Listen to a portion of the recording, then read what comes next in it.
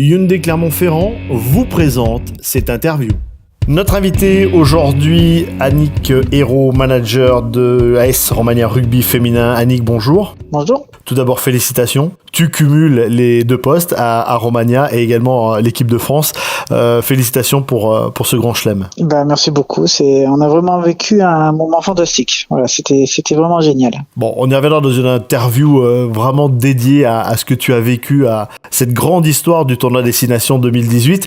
Mais avec toi, j'ai envie de parler de l'événement qui approche, puisque dimanche 25, ton équipe, tes filles vont rencontrer le Stade Rennais au Stade Marcel Michelin.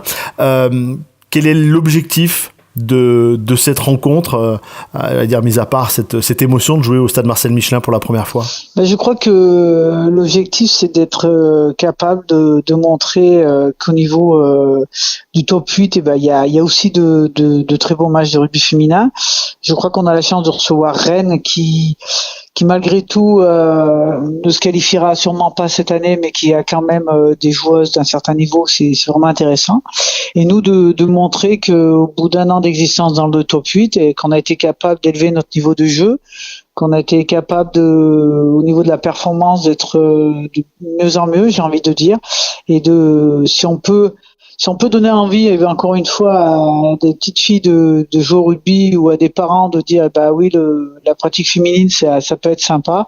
Je crois qu'on aura gagné un peu ce challenge. Et puis c'est vrai que c'est un honneur, quand on est auvergnat de jouer au Marcel Michelin. Je crois que c'est pas anodin.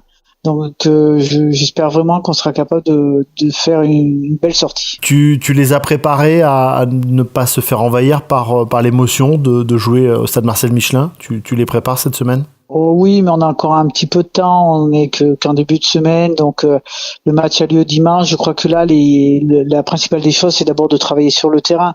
Après, la gestion des émotions, c'est plutôt quand on se rapproche le vendredi, le samedi, qu'on va se rapprocher de l'événement, que là, ça risque de monter d'un cran. Mais je crois qu'il faut savoir aussi saisir ces moments, parce qu'ils sont importants.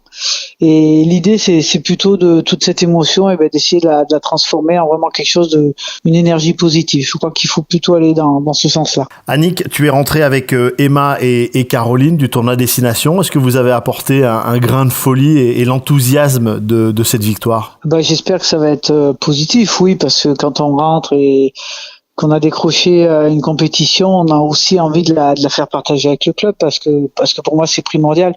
Les joueuses, elles sont déjà issues de toutes des clubs, donc le club est quand même là à la base. On a une culture club en France et donc ça peut qu'être qu'un plus pour l'équipe, quoi.